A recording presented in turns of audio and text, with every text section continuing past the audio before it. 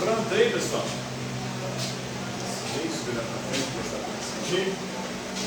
Aqueles que não conhecem o Antônio Pedro, professor de filosofia, vamos trabalhar juntos esse semestre. Igreja, né?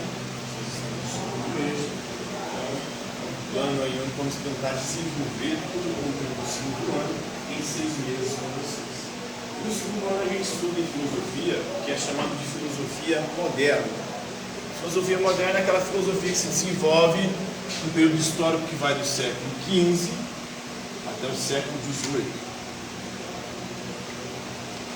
O fenômeno histórico do século XV que marca o início da modernidade, segundo os historiadores, teria sido a queda de Constantinopla, o fim do Império Romano do Oriente, ou Império Bizantino, que tinha sido criado quase no fim do Império Romano. O Império Romano, quase no seu fim, ele foi dividido em dois: no Ocidente com sede em Roma, no Oriente com sede em Constantinopla, que hoje é a cidade de Istambul, na Turquia.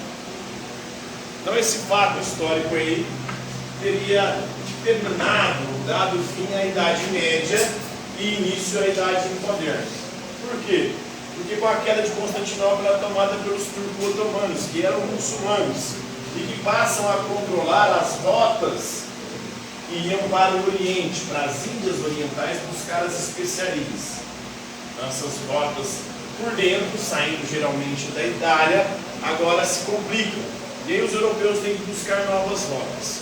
E nessa busca de novas rotas vai começar aquilo que é chamado de expansão marítima. E Portugal vai ser um país pioneiro nessa expansão. Ele vai começar a expansão marítima contornando a África e explorando economicamente a do litoral africano. E Portugal, inclusive, vai ser o primeiro a contornar a África, contornar o périplo africano e chegar nas Índias Orientais.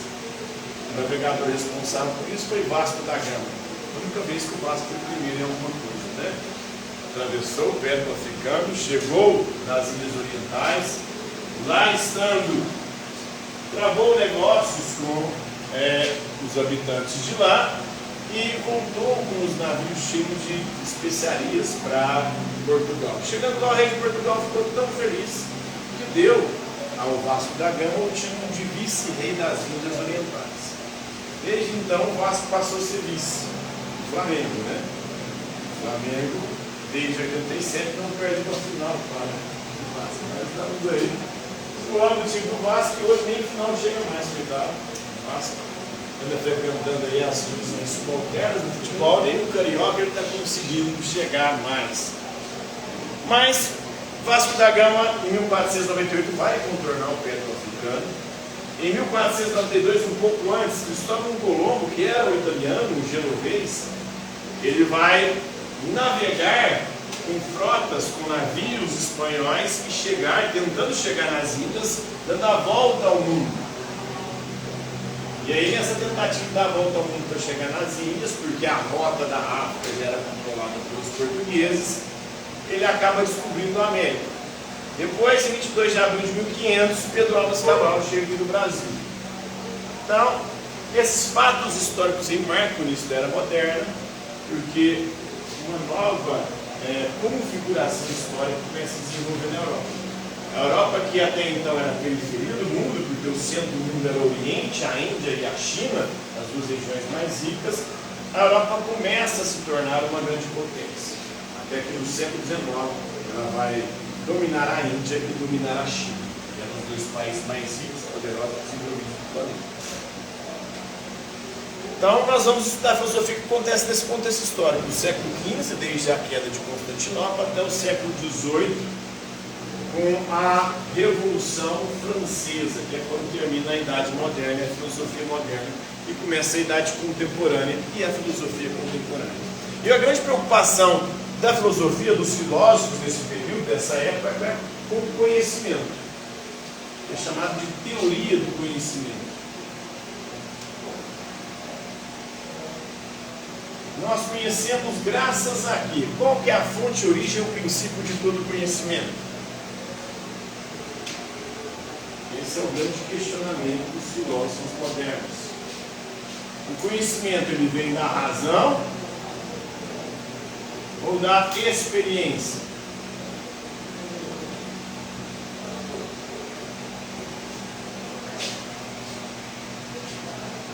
Experiência aqui implica os sentidos, os 5 sentidos.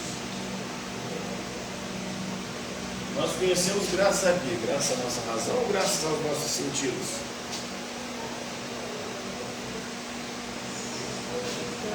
Os racionalistas vão dizer que é graças à razão.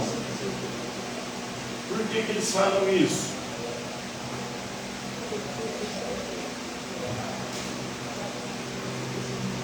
Porque para o racionalismo, os sentidos nos enganam. Quem nunca se enganou com os sentidos aí? A visão nos engana. Vocês já se enganaram com a visão? Já viram alguém, achou que era um conhecido, cumprimentou e não era a pessoa? Aconteceu isso? Acontece com frequência, né?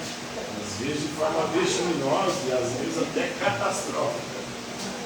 Eu, por exemplo, tenho um problema. Eu estou numa faixa etária onde os meus amigos que têm a mesma idade que eu, a maior parte deles já estão carecas e gordos. E aí, para compensar a falta de cabelo em cima, eles deixam a barba. O careca, barbudo e gordo parece a mesma pessoa, principalmente de costa. Uma vez no shopping, eu vi um sujeito com essas características, o meu melhor amigo tem essas características, eu vi de longe assim, falei, o patão é tudo dele. E fui fazer aquilo que é a coisa mais boa de se fazer com o careca. Qual é essa? Dá um tapa daqueles de estralar naquela careca lustrada dele. E eu fiz isso e quando o caboclo virou para trás, não era. Lascou. O cara ia me quebrar no meio. Por sorte, ele não revidou, mas com certeza ficou com muita vontade ali de me quebrar no meio. Então a visão nos engana, a audição nos engana. Quem se enganou aí com a audição? Já teve a impressão que tinha alguém te chamando, você for olhando, não tinha ninguém? Dizem que é a morte, você não pode responder, senão ela te leva, né? Os mitos urbanos. Outro sentido que é fácil de enganar é o nosso olfato. O ser humano já descobriu isso há um bom tempo. E por isso ele inventou os perfumes. O perfume nada mais é do que uma invenção humana para disfarçar a nossa caatinga natural. Não existe ser humano cheiroso, porque o nosso corpo ele produz odor, ou seja, caatinga, fedor.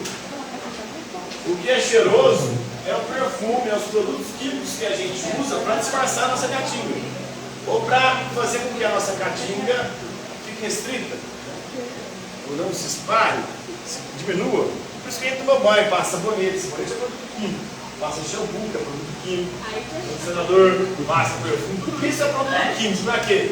Para tirar a caatinga que o nosso corpo produz. O corpo é fedorento. E o perfume é uma forma de enganar o nosso nariz, né? Todo sentido que nos engana é o paladar. Tanto que hoje a maior parte dos alimentos que a gente consome é de sabor artificial. Sabores aí produzidos em laboratório. Steaks, salsicha, hambúrguer, tudo isso aí são pastas extremamente fedorentas, de um sabor horroroso, natural. Mas eles metem uma essência ali, que dá um cheiro na hora que você esquenta, que dá um sabor na hora que você come, que engana então o nosso paladar e o nosso olfato. Você vê como é que é feito esses produtos, você fala assim, olha, mas isso não é o paladar é muito fácil de enganar o tato também. Então, para os racionalistas, não pode ser os sentidos, porque os sentidos nos enganam. Aí os empiristas, que defendem a experiência, eles vão dizer o seguinte: sem os sentidos, a razão não tem o que pensar. São os sentidos que enviam os dados e informações para a razão processar e transformar em conhecimento. Então os sentidos são importantes. Eles não enganam? Sim. Mas sem eles a gente não teria o que pensar. Imagine se você tivesse nascido sem visão, audição, tato, paladar, olfato. Você tinha conhecido alguma coisa? Existiria alguma coisa na sua mente para você pensar? Não. Essa briga, nós estamos brigando. Nós vamos conhecer agora no primeiro momento o grande racionalismo, mais especificamente o René Descartes, filósofo francês do século XVII, que defende que o conhecimento parte da razão. No sentido dos enganos, não podemos confiar neles. O único conhecimento certo sobre o verdadeiro é aquele que vem da razão. E o René Descartes ele começa a sua teoria filosófica com uma dúvida metódica, ou seja, ele vai usar a dúvida como método. Método é uma palavra de origem grega que significa caminho. Então a dúvida é o caminho para se chegar à verdade. Primeiro você tem que duvidar de tudo, até chegar em algo que seja indubitável, ou seja, que não seja passível, ou não seja possível, não tenha como você duvidar. Aí ele começa questionando a metódica, porque é o caminho que ele usa para se chegar à verdade, é hiperbólica porque é exagerada, ele duvida de tudo, dos sentidos, de tudo aquilo que ele aprendeu com os professores. Quem garante que os professores estão aqui contando para vocês um monte de lorota? E vocês acreditam que isso aqui é verdade? Não podemos confiar nos professores, não podemos confiar nos sentidos, não podemos confiar nos livros. Aí ele chega, hiperbólica porque é exagerado, ele chega ao exagero de duvidar da própria existência. Mas será que eu existo mesmo? O que me garante? Ou o que me garante que eu existo? O que me garante que isso aqui não é um sonho, não é um pesadelo? Não é um Deus ou um demônio produzindo todas essas ilusões aqui, fazendo acreditar que isso aqui é verdade? Quando na verdade isso aqui não passa de uma grande ilusão. Aí ele chega a uma conclusão: peraí, eu posso duvidar de tudo, mas tem uma coisa que não tem como eu duvidar. Duvidando, eu estou pensando. Penso, logo desisto. Ou existo. Já ouviram essa expressão? Penso, logo existo.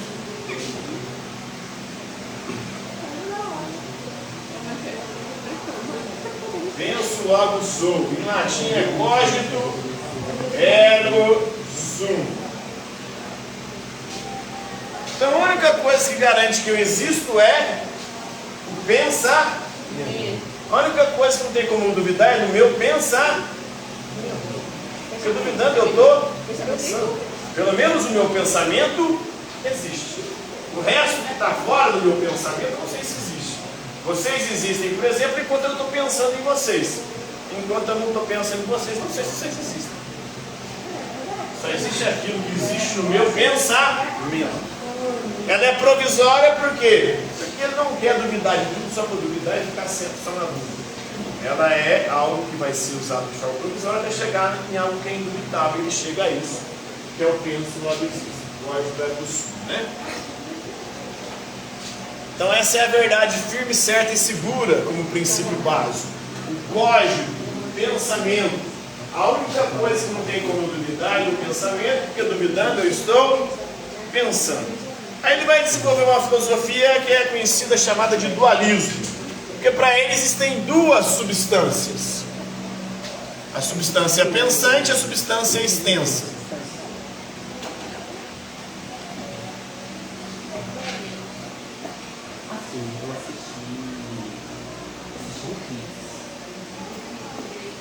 Então no universo existem duas substâncias nesse universo que nós habitamos: a substância pensante e a substância extensa. A substância pensante seria a alma. A substância extensa seria a matéria ou o corpo.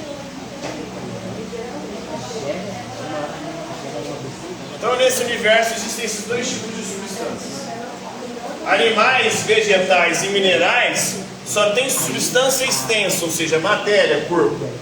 O ser humano é o único ser nesse universo que tem duas substâncias. Nós temos matéria, corpo, mas também temos alma. E a nossa alma que pensa. A substância pensante, ou res cogitans, né, em latim, e a res extensa. Existe uma outra substância que não está nesse mundo. Nesse mundo existe só duas substâncias: substância extensa e substância pensante. Há outros tipos de substâncias pensantes que atuam nesse mundo, que são os anjos. Não poderia existir, né? Agora tem uma substância que é infinita e é transcendente, que é Deus. Na perspectiva cartesiana, Deus fez o mundo. A substância é infinita. Mas ele é transcendente. Ele fez o mundo, mas não se confunde com o mundo, nem atua mais sobre o mundo. Ele fez o mundo e largou. O mundo está aí, funcionando por si só desde então. Deus seria aqui uma espécie de grande relojoeiro, de um grande maquinista. Ele fez o relógio, fez a máquina, deu corda, deixou funcionando e largou, abandonou. Nesse universo tem seres com só corpo e tem seres com alma e corpo. Tem os seres espirituais, dotados de alma, que seria os anjos. Então é uma visão de Deus transcendente, é um Deus diferente da Bíblia. O Deus diferente da Bíblia, o Deus da Bíblia é um Deus tanto transcendente quanto imanente. É um Deus que não se confunde com o mundo, ele não é o universo, mas que fez o mundo e que continua atuando sobre o mundo. Por isso ele é imanente, porque ele ainda atua sobre os seres deste mundo. São perspectivas diferentes. Essa forma de pensar do Descartes é chamada de idealismo. Tudo é ideia. A única coisa que tem como a gente ter certezas é do nosso pensamento. E o que o nosso pensamento produz? Ideias. Não dá para saber se o mundo fora do meu pensamento ele existe ou se é real. Eu só posso dizer que aquilo que eu penso é real no meu pensamento. Ele vai desenvolver também a matemática, a geometria analítica, as coordenadas cartesianas, você já deve ter estudado aí. Famoso. Vocês viram aí na matemática, né? X, Y, X,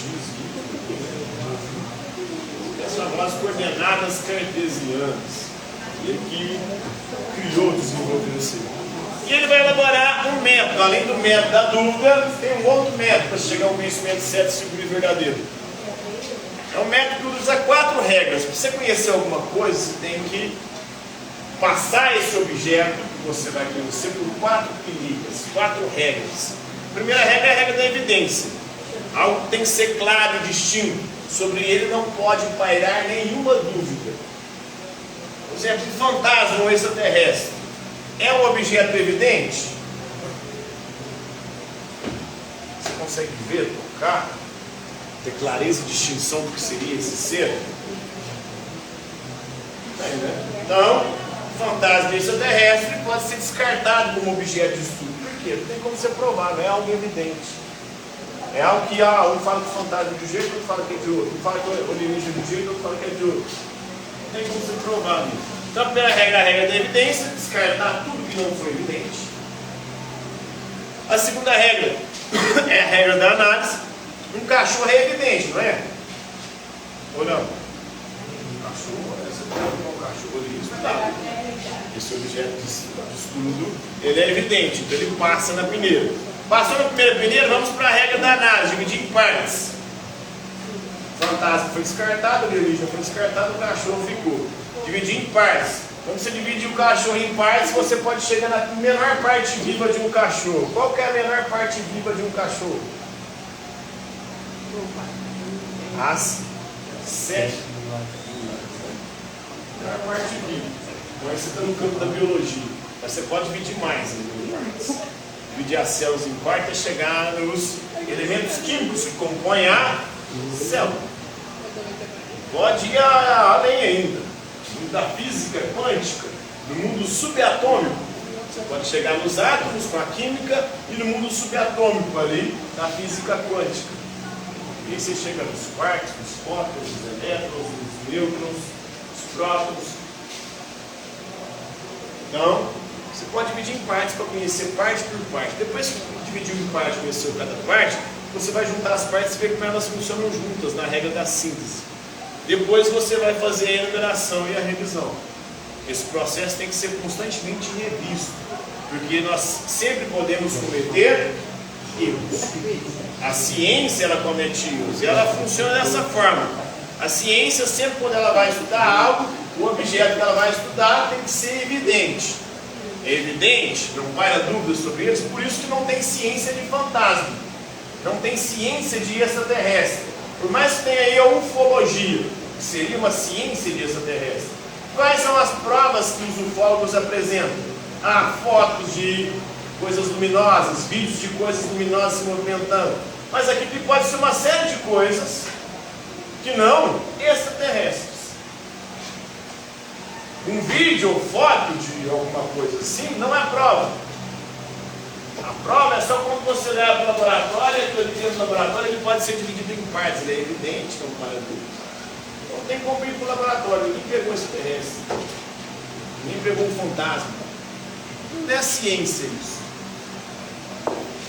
Então essa foi a grande herança cartesiana, influenciou toda a ciência posterior. A ciência vai desenvolver a partir das ideias dos filósofos, especialmente os filósofos desse contexto da Idade Moderna, da filosofia moderna, trabalhando a questão da teoria do conhecimento.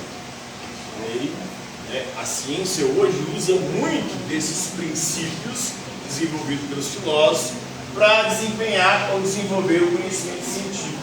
Que é o conhecimento que traz tantos avanços para nós, né? Traz luz, traz ventilador, energia elétrica, celular, você não está podendo usar. Então, é ciência, a ciência que desenvolveu tudo isso. Se não fosse a ciência, nós estaríamos lá na Idade da Pedra ainda, morando em cavernas, caçando com pedras, com arco, flecha, com tacape. Estava lascado, né? Aquela época era chamada a Idade da Pedra Lascada, um dos períodos da história de desenvolvimento do ser humano. Compreenderam aí, pessoal? Alguma dúvida? Está tranquilo? Está favorável? Então, por hoje é isso aí.